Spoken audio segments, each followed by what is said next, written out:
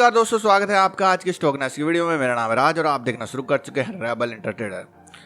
आज हम जिस स्टॉक के बारे में बात करने वाले हैं वो है आलोक इंडस्ट्री। इस स्टॉक के बारे में हमारे बहुत सारे दोस्तों ने हमसे सवाल पूछा था, तो चलिए सभी दोस्तों की डिमांड पर इस स्टॉक के बारे में जानते समझते हैं और टेक्निकल एनालिसिस करेंगे, साथ साथ फंडामेंटल एनालिसिस भी करने वाले हैं स्टॉक का कि कितनी कमाई है, क्या खर्चे पानी है शेयर का, सब तरह पे बात करेंगे।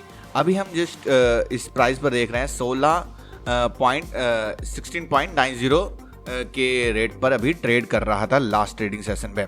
जैसे कि आज स्टॉक मार्केट बंद है तो आज इसके ट्रेडिंग नहीं हो रही है। तो देख सकते हैं, पहले ये समझते हैं हम कि ये स्टॉक करता क्या है, किस इंडस्ट्री से रिलेटेड ये स्टॉक है।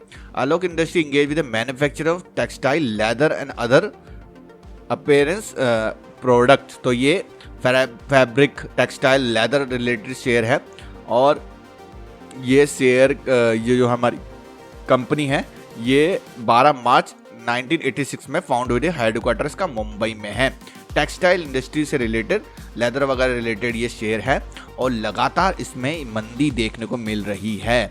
जब ये शेयर स्टॉक मार्केट में आया था और उस दिन के बाद से ही गिरना चालू हुआ था, लेकिन वहाँ से एक लेवल 3 रुपये के लेवल से जैसे ही ये भागा, एक तरफा शेयर में तेजी देखने को मिली है। देख सकते हैं आप लोग कितनी तेजी मिली है शेयर में। पहले जो तेजी हुई थी यहाँ पर देख सकते हैं 1600% की तेजी हुई थी शेयर में वहाँ से।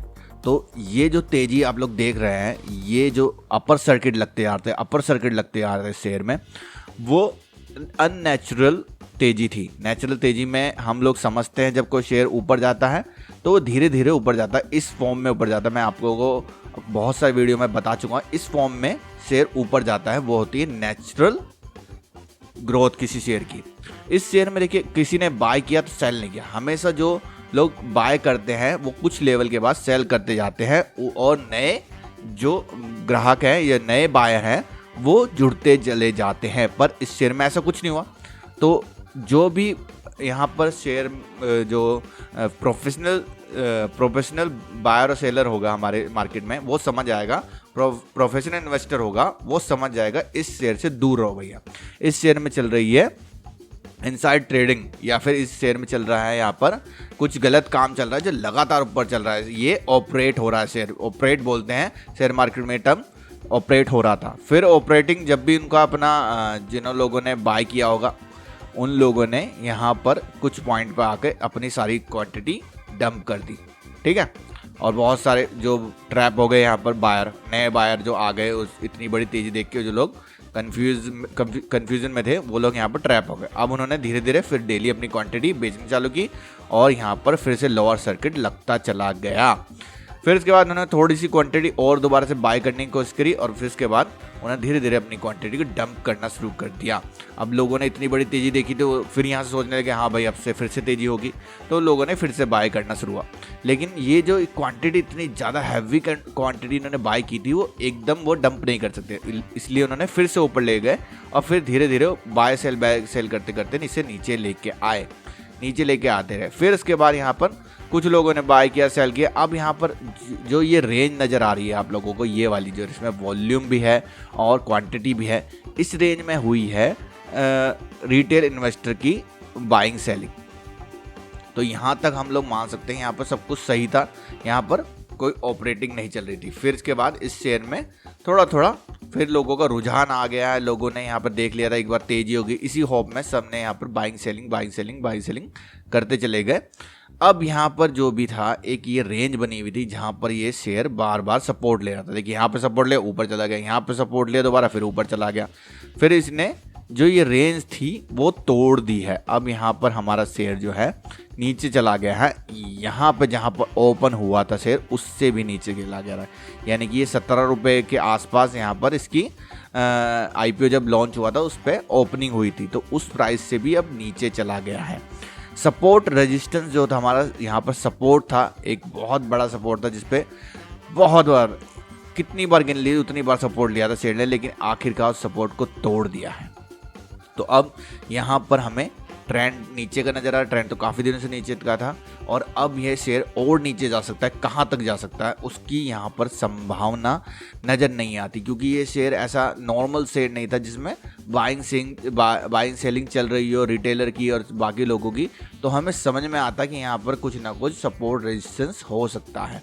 तो यहाँ पर 16 रुपये के यहाँ पर 16 रुपये 90 पैसे के बावजूद यहाँ पर जो नेक्स्ट सपोर्ट नज़र आता है वो 7 रुपये, यानी कि 50% और करेक्ट हो सकता है ये शेयर, जो कि हमें सपोर्ट रेजिस्टेंस में वैसे कुछ है नहीं, अनुमान लगाया जा सकता है उस हिसाब से बताते हैं। क्योंकि देखिए जैसे ये रेंज थी यहाँ पे हम लोग समझ सकते थे कि यहाँ पर सपोर्ट है, लेकिन अब कहाँ समझेंगे सपोर्ट। यहाँ कुछ दिख रहा नहीं होगा आपको, आप चार्ट में देख सकते हैं, आपको कुछ भी नहीं दिख रहा होगा यहाँ पर, तो इसलिए हमारे पास कोई सपोर्ट नहीं है इस शेयर में। लेकिन एक बात हो रहा है, अभी यहाँ पर 16 नवंबर में इसके रिजल्ट आने वाले हैं, साथ साथ RSI हमारी ओवरसोल्ड होने लग रही है, होने वाली है। पहली बार RSI इस लेवल को भी तोड़ के चली गई। तो 20 के पास RSI में उछाल आता है, जिसको मैंने आप लोगों को बताया, जब ओवरसोल्ड हो जाती है RSI तो एक थोड़ा सा कूल डाउन करने के लिए RSI थोड़ा सा बाइंग आती है। तो बाइंग आ सकती है इसमें, थोड़ी सी वो लेवल होगा, वो बाइंग आएगी, जो बाइंग आएगी उससे शेयर में प्राइस में थोड़ा सा उछाल आएगा। लेकिन उछाल कहाँ तक आ सकता है, या तो वो इस 21 रुपये से नीचे के प्राइस तक ही उछाल आएगा, या फिर वो उछाल आ सकता है 18 रुपये 35 पैसे के आसपास तक वो उछाल आ सकता है। उसमें यही होगा कि आप लोग उसमें और क्वांटिटी बाय ना करें, उस समय क्वांटिटी को आप लोग ये जिसके फंसा हुआ है वो एक बार वहाँ पे अपनी पोजीशन को स्क्वायर ऑफ कर लेगा, तब उसके लिए बेनिफिट बनेगा। क्योंकि जिस तरह का चार्ट स्ट्रक्चर है उसमें आप गैम्बलिंग कर सकते हैं। जैसे देखिए यहाँ पर किस तरह से बाइंग आई थी, उस तरह की बाइंग आ सकती है इस शेयर में, दोबारा चांस हो सकता है। जिसने पहले ऑपरेट किया था वो दोबारा से ऑपरेट कर सकते हैं इस शेयर को। लेकिन आप लोगों को इस चीज़ों से दूर रहना है, जेन्युइन शेयर में जाना है, जो फ्यूचर और ऑप्शन के शेयर हो उसमें ट्रेडिंग कीजिए, उसमें इन्वेस्ट कीजिए, आप लोगों को बेनिफिट ज़्यादा होगा, नुकसान कम होंगे।